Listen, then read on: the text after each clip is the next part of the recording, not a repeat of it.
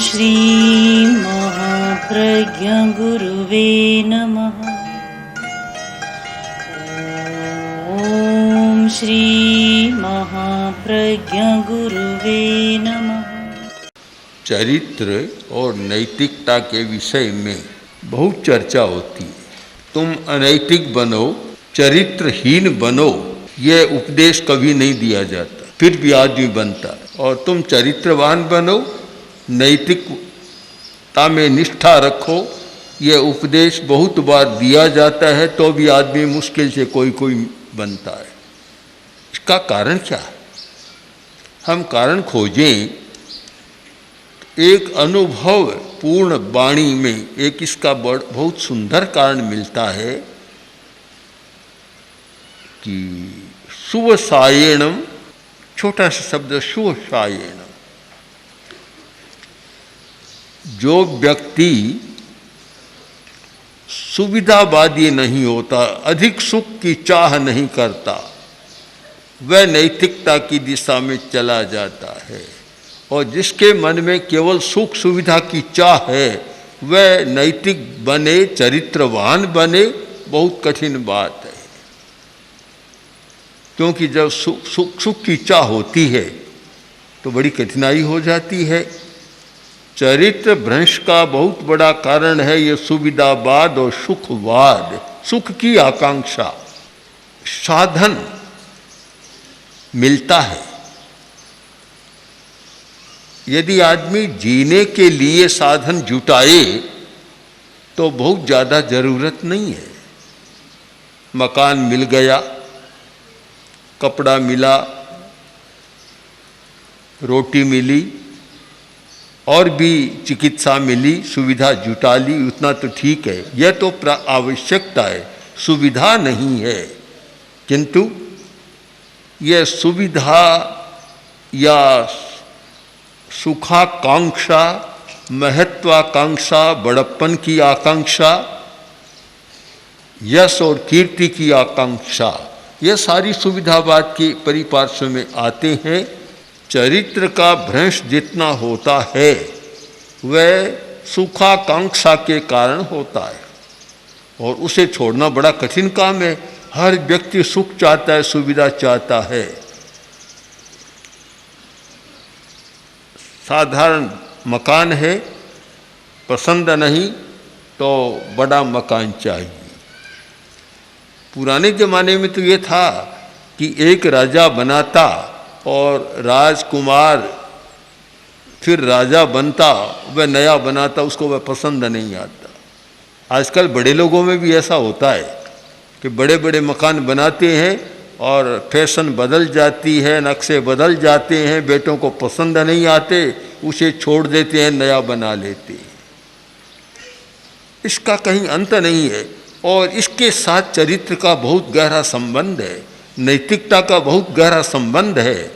जब तक ये सुख की आकांक्षा, बड़प्पन की भावना, प्रदर्शन की भावना समाप्त नहीं होती, तब तक ये चरित्र विकास और नैतिकता की बात बहुत कठिन बन जाती है। सुवसायेणम चरित्र मोहनिजं कम्मं खवेई, कि जब सुख की आकांक्षा को छोड़ता है तो चरित्र मोह कर्म को क्षीण करता है। एक मोह कर्म है जिसका नाम है चरित्र मोह। वह एक व्यक्ति में मूढ़ता पैदा करता है, और इतनी मूढ़ता पैदा करता है कि वह कभी सच्चाई को देख ही नहीं सकता। बड़ा कठिन है उसके लिए। आप ये भेद तो जानते हैं, मूर्खता का और मूढ़ता का, दोनों में बड़ा भेद है। मूर्खता तो है अज्ञान, जो नहीं जानता। मूढ़ता वह है कि जानता हुआ भी नहीं जानता। दोनों में ये अंतर है। एक तो जानता नहीं, कहते अज्ञानी आदमी है, मूर्ख आदमी है। किंतु ये अनैतिक आचरण, चरित्र हानि जो करते हैं, वे कोई मूर्ख आदमी नहीं है, वे मूढ़ आदमी होते हैं जो जानते हुए करते हैं। जानते हैं अच्छा नहीं है, ये करना अच्छा नहीं है, फिर भी करते हैं। कारण एक मोह आ गया। मोह ये मोह जब तक रहता है, मोह प्रबल है, तब तक चरित्र का विकास और नैतिकता का विकास होना संभव नहीं है। हमारे सामने प्रश्न है कि मोह को कैसे कम किया जाए। बहुत कठिन है। अज्ञान को मिटाना सरल है, मोह को मिटाना बहुत कठिन है। जितने विद्यालय हैं वे अज्ञान को मिटाने का काम कर रहे हैं। बड़ी बड़ी कक्षाएं चल रही है, बहुत पढ़ाया जा रहा है, ज्ञान दिया जा रहा है, और आदमी कितना जान लेता है, कितना विकास हुआ है। हर क्षेत्र में आज इतना विकास हो रहा है, तो ज्ञान बढ़ रहा है और अज्ञान घट रहा है। ज्ञान को बढ़ाया जा सकता है, अज्ञान को घटाया जा सकता है, मिटाया जा सकता है। थोड़ा कठिन है पर सरल है, बहुत कठिन नहीं है। किंतु मोह को मिटाना तो बड़ा दुर्धर्ष काम है, बहुत कठिन काम है। जो लोग बहुत पढ़े लिखे हैं, ज्ञानी कहलाते हैं, वे भी इस मोह की मूर्छा को नहीं तोड़ पाते। और इसीलिए पढ़े लिखे लोग भी बहुत अनैतिक आचरण कर रहे हैं। यह न मानना कि अज्ञानी लोग कर रहे हैं, अनपढ़ लोग कर रहे हैं अनैतिक व्यवहार आचरण, ऐसा नहीं है। किंतु बड़े बड़े पढ़े लिखे लोग कर रहे हैं। अज्ञानी तो इतना कर देगा, कभी दूध में पानी मिला दिया, बस इसके आगे कोई बात नहीं है। किंतु सिंथेटिक दूध बनाने वाला कोई अज्ञानी नहीं है।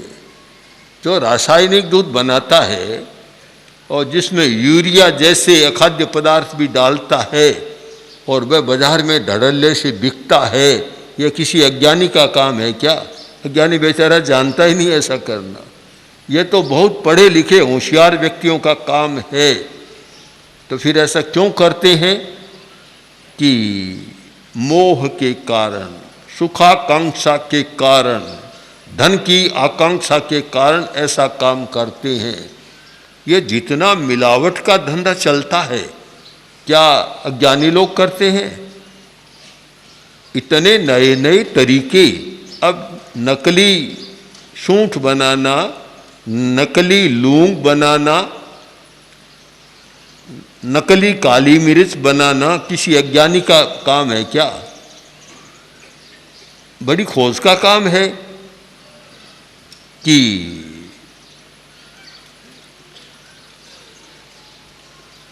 क्या पपीते के बीज को ये काली मिर्च की जगह कैसे मिलाया जा सकता है, कैसे किया जा सकता है, ये तो बहुत शोध का विषय है। नकली लूंग कैसे बनाया जा सकता है? बिना शोध के नहीं हो सकता। नकली सूंठ भी कैसे बनती है? और इतने क्या कितने नकली बन रहे हैं। कारण कैसेट भी चलती है, नकली बन जाती है। जो भी चलता है वह नकली बन जाता है। तो कौन बनाता है? जानकार बनाता है, अज्ञानी नहीं बना सकता। तो हमें यह भेद बहुत स्पष्ट करना चाहिए कि यह सारा काम मूर्ख आदमी नहीं करता, मूढ़ आदमी करता। जो मोह से ग्रस्त है, जिसका मोह प्रबल है, वह ऐसा काम कर रहा है। जब तक यह सुख की आकांक्षा है, तब तक व्यक्ति चरित्र का विकास कर नहीं सकता। और जब सुख की आकांक्षा छोड़ देता है, तब चरित्र का विकास होता है। यह नहीं मानना है कि सुख की आकांक्षा धनी आदमी में होती है। जिसके पास धन नहीं है उसमें भी हो सकती है, और जिसके पास धन है वह भी इस आकांक्षा से ऊपर हो सकता है, उठ सकता है। अगर कोई प्रेरणा मिल जाए, अच्छा संबोध मिल जाए। आज की अपेक्षा यह है कि मोह को मिटाने का प्रयत्न किया जाए। धर्म का काम, अध्यात्म का यह काम है कि मोह कम कैसे हो। जो कक्षा लगे, पाठ पढ़ाया जाए, केवल जानकारी का पाठ नहीं, मोह कम कैसे हो। एक सूत्र को हम लें कि मोह कैसे कम हो और मोह को कम करने का उपाय बताया जाए तो चरित्र और नैतिकता का विकास बहुत अच्छा हो सकता है। तो मोह होता है धन के प्रति, सबसे ज़्यादा मोह धन के प्रति है। अगर ये कोई कहे कि माता पिता के प्रति ज़्यादा मोह है तो धन एक तराजू में माता पिता को रखो और एक तराजू में धन को रखो, पलड़ा किसका भारी होगा। एक तराजू के पल्ले में पत्नी को रखो और एक में धन को रखो, कौन सा भारी होगा। सारे संबंध धुंधला जाते हैं जब सामने धन होता है। और यही कारण है कि आए दिन हत्या के समाचार लोगों को पढ़ने को मिलता है कि परिवार के लोगों की भी किस प्रकार धन के कारण हत्या कर देता है। कैसे धन के प्रति मोह कम हो, एक बहुत बड़ा प्रश्न है।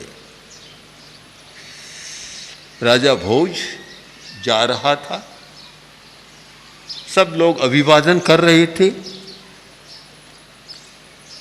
राजा भोज ने देखा एक ब्राह्मण जा रहा है, बहुत तेजस्वी लग रहा है। उसने राजा का अभिवादन भी नहीं किया, राजा स्वयं उसके पास गया, राजा ने अभिवादन किया तो उस ब्राह्मण ने अपनी आंखों पर हाथ दे दी, आंखें बंद कर ली। राजा को बड़ा अचंभा हुआ कि सब तो अभिवादन कर रहे हैं और मैं इसका अभिवादन करता हूं और इसने आंखों पर हाथ दे लिए। तब बोले कि ब्राह्मण देव, ये क्या व्यवहार आपका, ऐसा क्यों किया। तो ब्राह्मण बोला, राजन, मैं कृपण आदमी का मुंह देखना पसंद नहीं करता। राजा बोलो कैसी, कि आपके पास राज्य है, सत्ता है, शासन है, इतना धन है, फिर भी आप गरीबों के लिए कुछ नहीं करते। मैं आपका मुंह देखना नहीं चाहता। राजा का मोह टूट गया, भंग हो गया। और कहते हैं कि उस दिन के बाद राजा ने दोनों हाथों से देना शुरू कर दिया। एक मोह भंग हो गया। मोह भंग होता है और जब व्यक्ति का सारा बदल जाता है। जैन शासन में कुछ ऐसे व्यक्ति हुए हैं कि जिनका धन के प्रति मोह नहीं रहा। धन तो बहुत असीम था पर मोह भंग हो गया, सच्चाई को समझ लिया और आचार्य का संबोध मिला कि देखो ये चंचल लक्ष्मी है, चला लक्ष्मी चला प्राणा चलंग जीवित यौवनम, चला चले संसारे धर्म एको ही निश्चले। कि लक्ष्मी चंचल है, आज तुम्हारे पास है, कल नहीं रहेगी, इसलिए तुम इसका संग्रह करके इसको मजबूत पकड़ कर मत रखो। जो पास है तो इसका विसर्जन कर दो। शायद जगड़ू शाह को भी ऐसा संबोध मिला था। जगड़ू शाह गुजरात के एक जैन श्रेष्ठी, जैन धर्म के बड़े पक्के अनुयायी और अपार धनी, धन बहुत पास में। गुजरात में अकाल पड़ा तो जगड़ू शाह ने ये राहत दान कक्ष खोल दी। सैकड़ों सैकड़ों जगह जगड़ू शाह की ओर से जो उस अकाल में ग्रस्त लोग हैं, पीड़ित हैं, उनको खिलाया जा रहा है, दिया जा रहा है। कच्छ में, सौराष्ट्र में, सब जगह उनके दान कक्ष चलने शुरू हो गए। कीर्ति बढ़ी। लोगों ने कहा कि देखो कैसा व्यक्ति है, इस समय संकट की घड़ी में कितना सहयोग कर रहा है। और जहाँ कोई व्यक्ति सहयोग करता है वह यश अपने आप फैलता है। राजा तक बात पहुँची पाटन का उस समय का राजा बीसल देव, जो अच्छा प्रतापी राजा था, उसके पास बात पहुंची कि झगड़ू सा इतना दे रहा है, एक बात और कर दी। ये देखिए, ध्यान देने की बात है कि आज की स्थिति तो यह है कि दान देता है तो दान कितना बड़ा, नाम कितना बड़ा, संघर्ष हो सकता है। एक प्रश्न हो सकता है कि दान कितना बड़ा। दान तो दिया एक पट्ट, नाम इतना बड़ा था, यहाँ से लेकर वहाँ तक पूरा नाम था।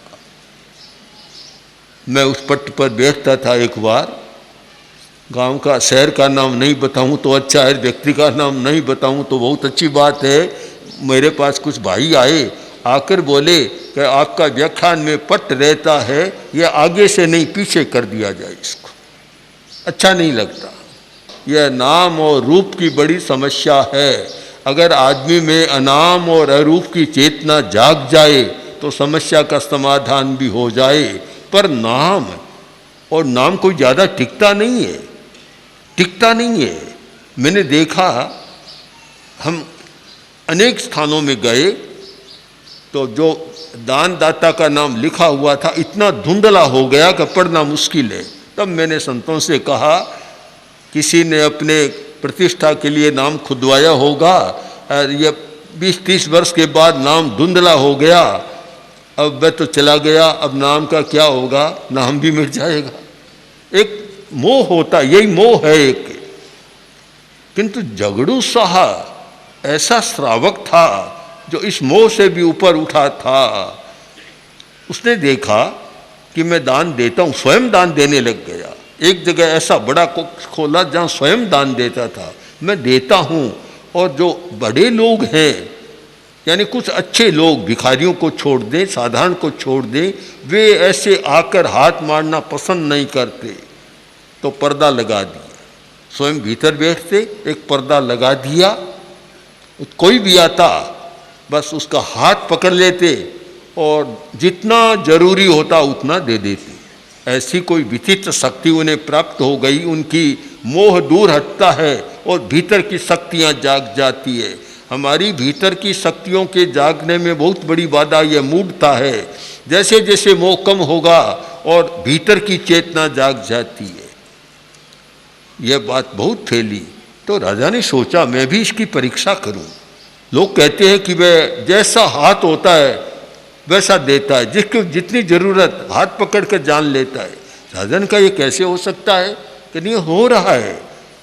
राजा स्वयं वेश बदल कर और दानार्थी होकर आया, दान लेने के लिए आया, और मुझे भी 2 हाथ फैलाया, हाथ को पकड़ा और सोने की अंगूठी खोलकर हाथ पर रख दी। राजा को आश्चर्य हुआ, तो दूसरा हाथ फिर फैलाया, फिर हाथ को स्पर्श किया, छुआ, पर्दा है देख तो नहीं पा रहे हैं कुछ भी, हाथ को छुआ और दूसरी सोने की अंगूठी उस हाथ में रख दी।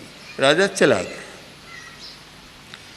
राजा ने दूसरे दिन झगड़ू शाह को बुलाया, बड़ा सम्मान किया और कहा कि आप जैसे श्रेष्ठी हैं जो इस भीषण अकाल की स्थिति में प्रजा को जिला रहे हैं, मैं आपका कितना साधुवाद करूं। पर एक बात मैं जानना चाहता हूं कि मैं भी आपके पास लेने आया था